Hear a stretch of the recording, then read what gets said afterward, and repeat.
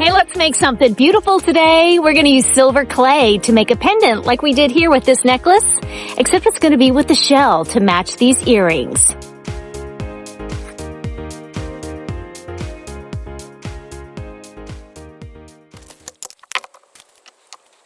So, as you know, in many of my posts and things I've mentioned in previous videos, I have been talking about silver clay, and I'm hoping and praying that there's just enough left in this package that we can make a matching pendant for these earrings that I made a couple of days ago.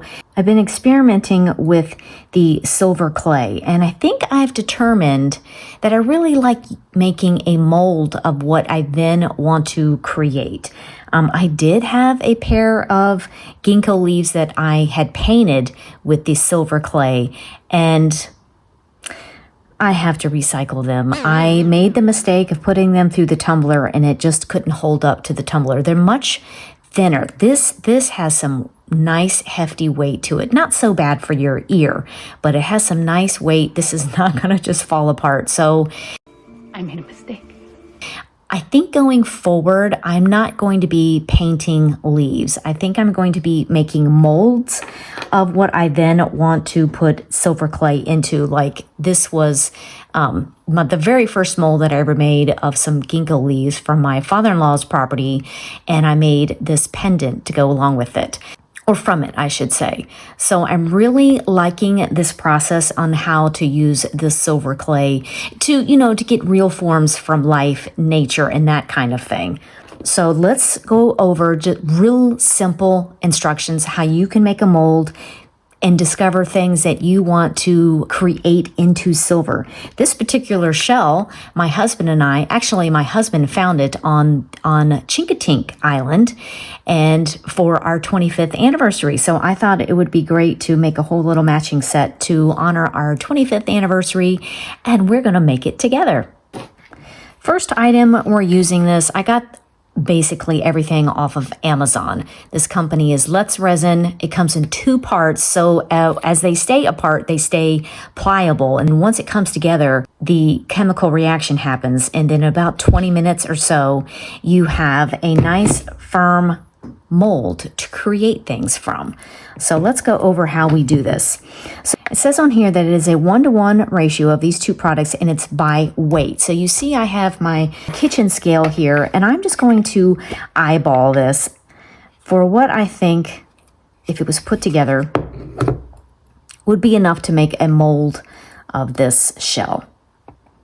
That right now, that is almost exactly what I had pulled out before. So I'm just going to leave that. And you will see that this product is a little greasy, which is fine because you don't want it sticking to anything. Also talking about stickiness, I didn't even mention that I have here on my base, it's a full sheet of Teflon. So my whole work surface is going to be nice and smooth and nothing's going to stick to it. You did something right. I'm going to try to get this to match. That was a 0.18. This needs a little bit more taken off.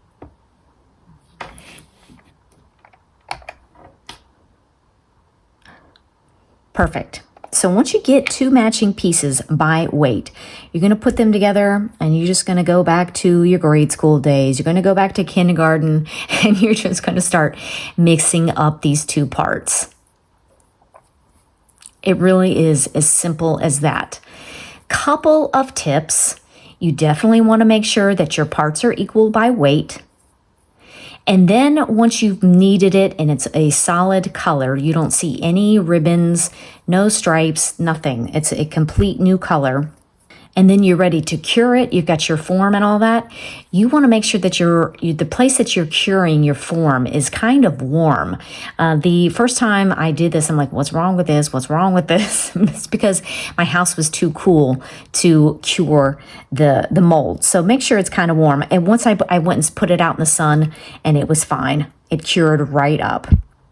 I'm going to make a little ball.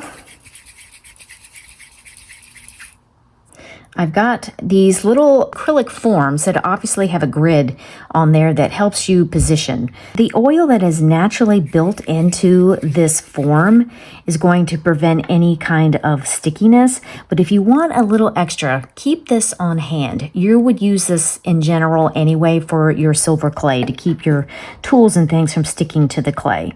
And once you got a nice little ball, you take whatever you want to make a shape of. Kind of just set it on there. And then I take another one of these acrylic forms and just press down in to this ball. And you see how it makes this ring. You can see that it's making contact with our silicone form. I want it nice and even.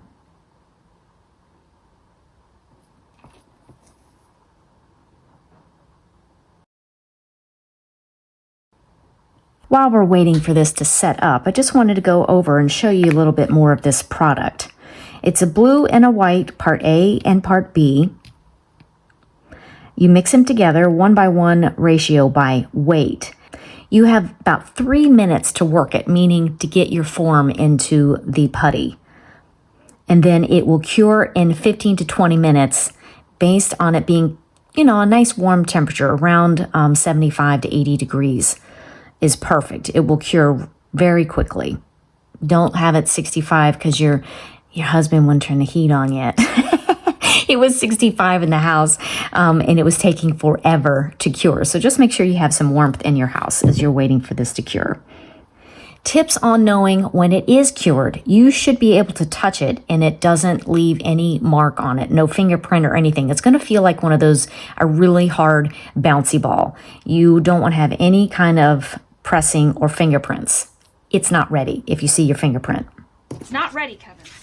I'm just going to go ahead and use the previous mold that I created these earrings from, so we can just move on.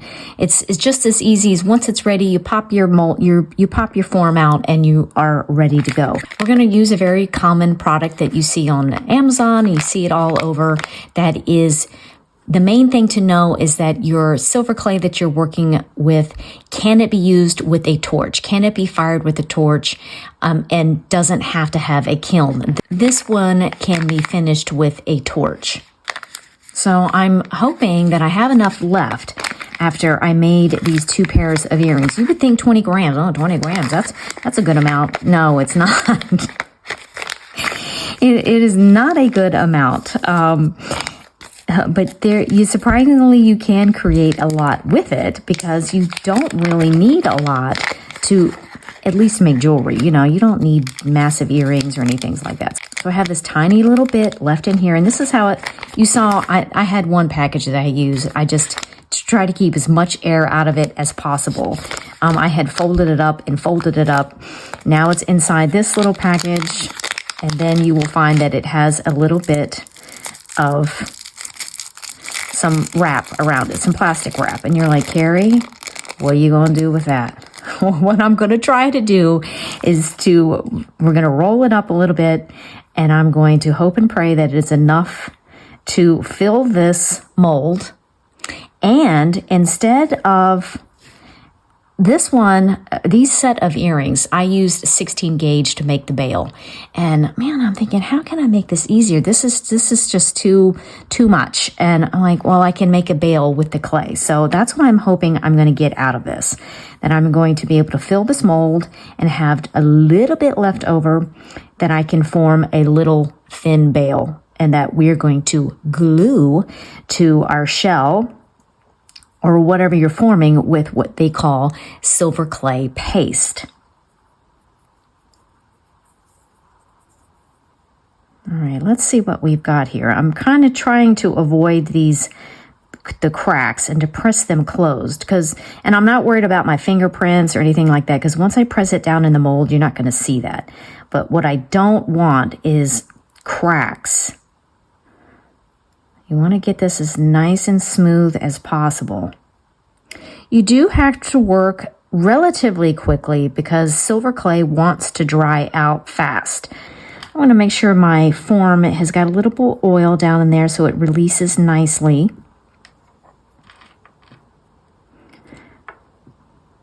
kind of get this into the middle and just press with my finger. I will say that I tried to press with this and it kept wanting, it's like suction to it and it wanted to come back out of the mold.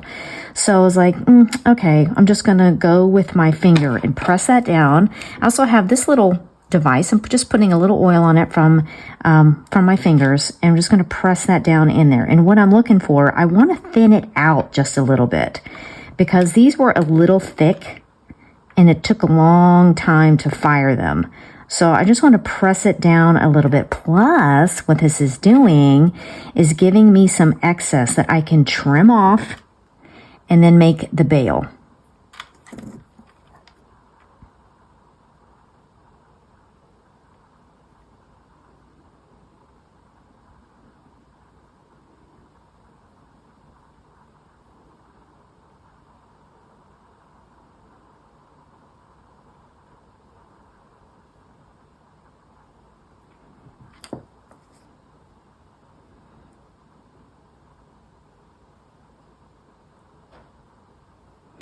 When you pull away, you'll have this sweet little shape. And I have a wonderful excess that I can trim away and make the bail. You'd be surprised how much you can make with the tiniest little bit of silver clay. So I'm going to lay this down on this Teflon. This Teflon sheet is just fantastic. I am so glad I went with a big sheet instead of little tiny squares. And I am going to trim this away. I'm going to keep my little piece of plastic here handy so I can get it wrapped up right away.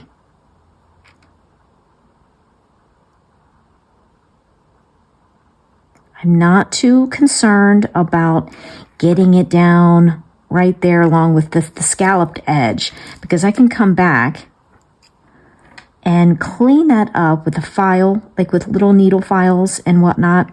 Once this piece dries, that's when you can really come in and make sure it's just the shape that you want and all the edges are perfected. It really is such an easy medium to use.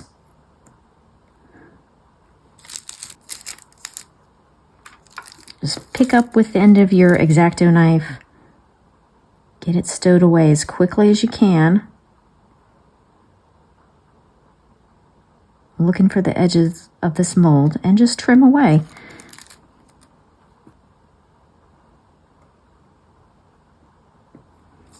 Goodness, look how much that we get to use to make a bail.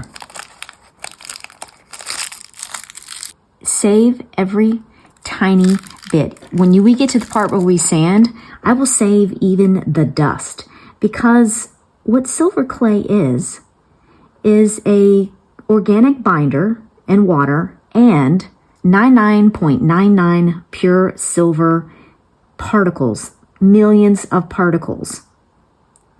And so you don't want to be throwing away your pure silver now, do you? I will save all of it. Add it, pour it back into this. This is the paste. I keep it in a little airtight container. And this is the paste. It really is just watered down this. And we'll get to that a little bit later. I'm just going to set this off to the side to dry. I think it's going to be just fine. Although I see a tiny red piece of lint or something in it. Fantastic. Isn't that wonderful? This Teflon is just wonderful. I can just gently slide that over there out of the way. Now I'm going to take this and see if I can make a little bail. Like I did here with the 16 gauge, but I just don't want to mess with trying to keep the wire on there. The most glorious thing about silver clay is that you don't have to use solder. I mean, you get to use the fire, but you don't have to use solder and trying to manage to get that into place and why didn't it flow when I can't get it to flow. We're going to use the paste to set it in place. Oh, we're going to use the paste to set it into place. It's like glue. So I've just got just like a little snake. I mean, we're going back to kindergarten here. And I'm just going to roll out a very thin snake. I'm going to try to match this gauge. May or may not. I'm just kind of going to work at this end. I don't need the whole thing. I just need about a centimeter. Another thing to keep in mind is that, as we mentioned before, it has an organic binder in it, and that will burn off. So you will have a measure of shrinkage. So while this looks still kind of thick, it's going to shrink down. See on the back of that one? And it's not as clean look either. I wanted to adjust that as well. And because it's clay, you can kind of shape and mold and blend and sand out. It's really a really enjoyable medium. I'm certain that you will enjoy using this. I'm just going to cut off a little piece, probably about what I say, a centimeter or so. I'm also looking, I'm trying to gauge. I might need just a little bit more.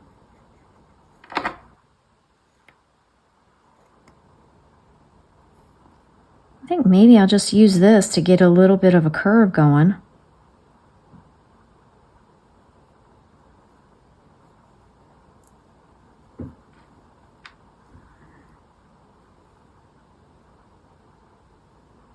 And it has a little bit of cracking on it. And what I'm going to do is just get my paste out. That's all it is my leftovers. I add a little water to it, and it literally is a paste. And I'm just going to paint in where I see little cracks. I mean, you can't get any easier than that. And once this dries, it's going to be so easy to sand and smooth any edges off. I just want to make sure that it is solid through and through by filling cracks. I know it is super hard to see it, but we have got our little bale rolled out. It's just the way I want it, and our shell is actively drying. I don't know if you can tell that there's a little bit darker areas, and that tells me that it is still wet. It's going to take probably upwards of an hour, but if you want to speed it up, stick it on, if you have like an electric stove, electric griddle, maybe you've got one of those coffee warmer plates, pop it on there, and in just a few minutes, it'll be completely dry. And then we can move on to using our paste to glue them together, and then we can torch this and bring it all together to match our earrings. I'm using my old cook stove to speed up the drying process. Something that is really critical for before you torch is that your pieces have to be completely dry. If you rush on ahead and you try to torch your pieces before they're dry, you risk breaking and popping and your whole piece is ruined. So make sure you take time and don't skip this process. So now our piece is dry. So now it's time to come through and just clean up the edges with a simple needle file, or if you have some sandpaper. I haven't got them in yet, but I have on order. They're little sanding sponges. They're thin and they're flexible and really nice to get into little areas and around curves and edges and things. But this is what I got for now, and it did work. So I'm going to continue on. Now you notice I have like a little piece of tin foil, or you could just use a piece of wax paper, whatever. I want to catch every single one of these little bits that are going to fall. And I'm going to add them to our slip, our paste that we're going to use in a little bit. So I'm just going to go around the edges here. And because it's a shell, I'm kind of following these little grooves that go around the scalloped edge. And I just want to define that a little bit. This is the perfect time to do that. Of course, this always can be done even after your piece has been fired, but it's so much easier now. So I would suggest, if you want to fine tune your shape, to do it now in this dried state. Just be careful because it is delicate and you could actually crack or break the clay. It is kind of fragile. I just want to define some of these little edges and take off any, like this some little chunk of something that just needs to be taken off.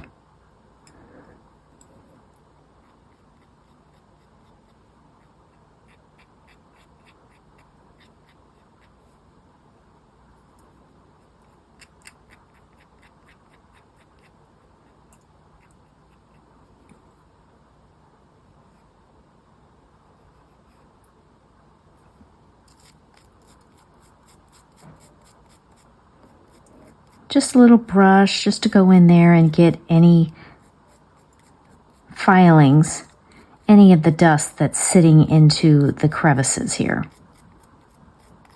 This is also lightly sanding it as well if you have any rough edges.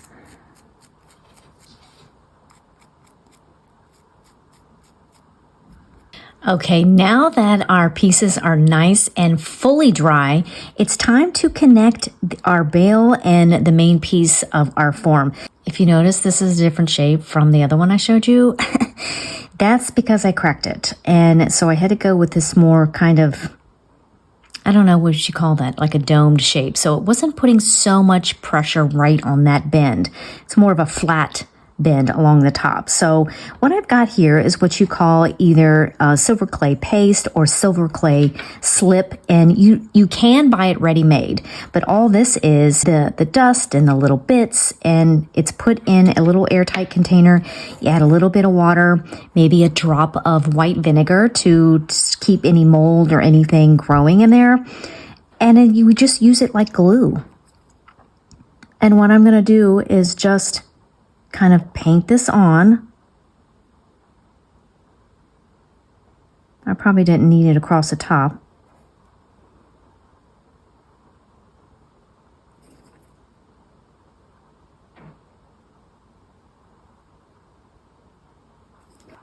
And then just set this on there. Position it so I can get a jump ring in there.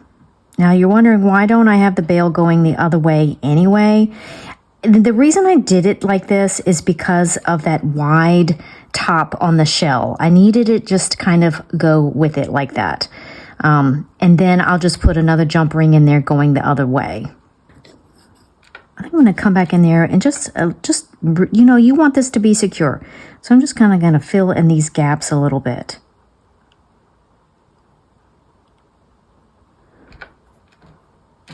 Remember, all this slip, this paste, whatever you want to call it, has silver in it. So when it's all dry and it gets burned away, there will be pure silver binding all of that together.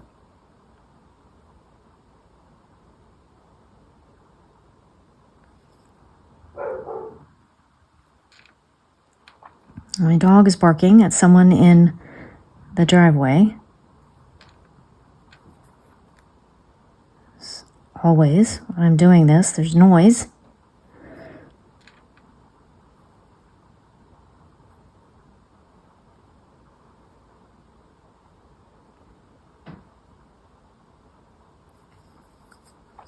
I'm going to leave that, let that paste dry fully, just like we did with the two main pieces.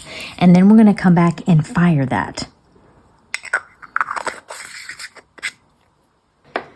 Well, here we are at my soldering station, and before I go into the sintering of this piece, the firing of this piece, I got a piece of sandpaper, and I'm using this little bowl to catch the dust. Remember I said we want to catch everything, and I just want to clean this up a little bit and smooth out edges.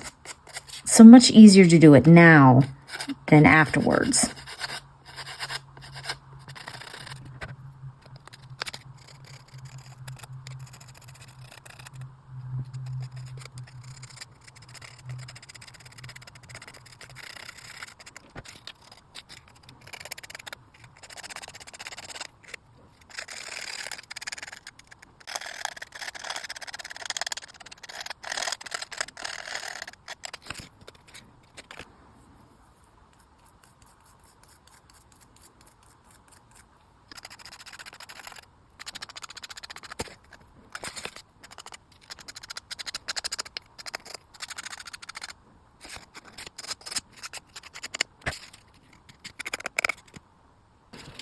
Okay, the piece is all nice and cleaned up and sanded, and I think I got it where I want it. So we are ready to fire, and I want to just touch on a few safety things. You want to make sure your eyes are protected and your lungs are protected. So I will have both of these on while I'm doing this.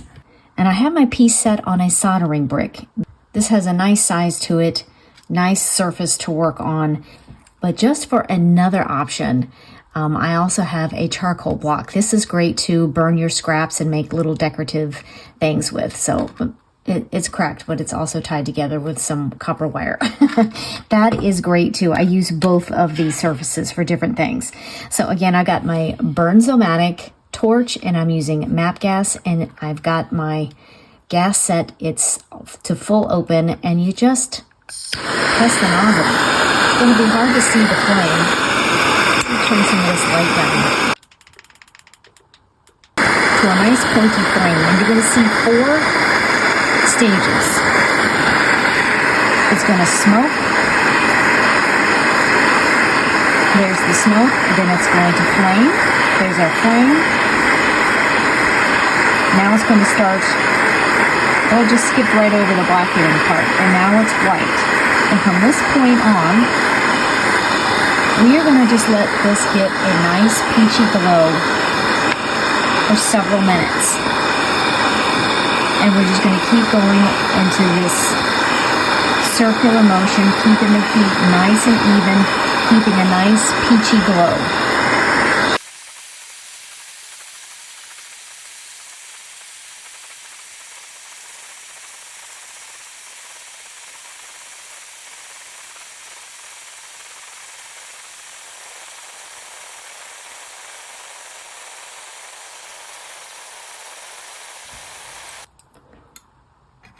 Now we are going to quench. Immediately when you do that, your piece is cool to the touch and can handle that. Now you're supposed to do this part with a brass brush, but knowing me, I can't find it to save my life. So I've got the next best thing, which is a steel bristle brush. And you're going to see this come to life as we just run this brush along the piece. You're going to see that silver come out.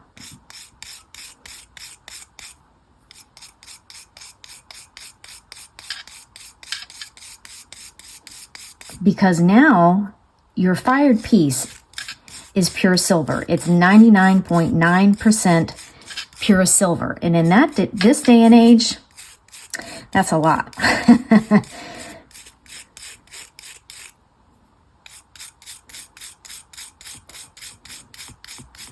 Just go over your piece. It's giving a nice, soft, brushed finish. Or you can go put it in your tumbler and you get a nice glossy finish, mirror finish on there. Really, the tumbler is so great for so many things. And as you see on the back, everything is nice and sealed together with that silver clay glue that we used, the paste. And I'm just going to do the same thing to the back, just running this brush over it and bringing out this silver shine.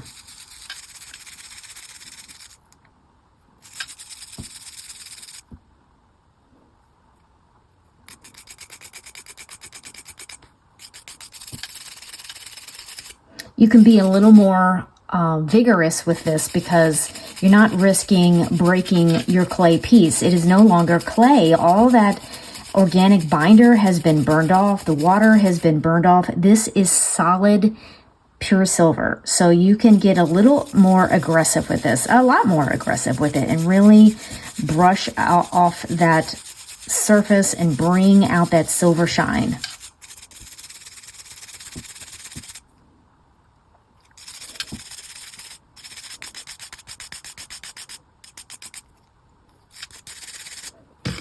Let's see if we can see the difference between the tumbled ones and the brushed ones. Can we see a difference? Yes, there is a difference. So this is just slightly more mirror finish, shiny, and this one has just a very soft brush to it. And you can see the difference in the bails as well. This one, the earrings have a 16 gauge wire that I soldered onto the back, which was more of a pain in the rear, and I was trying to make it as easy as possible for you. So you don't need to have any other wire other than 20 gauge for your ear wires. All you need is the silver clay and your inner child to come out and roll out some wire for this bail, having fun pressing the clay into a mold that we made. And I mean, is this not like we're in preschool again, except it's, you know, Play-Doh for adults? I mean, just really, really wonderful. Well, that was a little something different, wasn't it? Got out some silver clay, used totally different tools, and we made something beautiful together. I do love using wire, but this just brings out your inner child. How it's so similar to Play-Doh and those things that we played with as children. I think you're really gonna find that. It uses a lot less tools than straight into soldering. You get to use the fire, you get to have a little fun with that, but you don't need all the different kinds of solder and a lot of other tools. Just very simple tools, maybe a mold, maybe not even a mold, and you can make something really beautiful. And while I love the wire, I also think the clay gives you that opportunity to go out into nature, find leaves, find shells, find anything that the texture speaks to you, and you can make a mold, you can make an imprint, and bring it to life in silver. There are other types of metal clay in the brass and copper and things, but they're a little bit different in their requirements. And I think the silver clay is the best for your intro into silver clay. And this is not just sterling. This is 99.9% pure silver.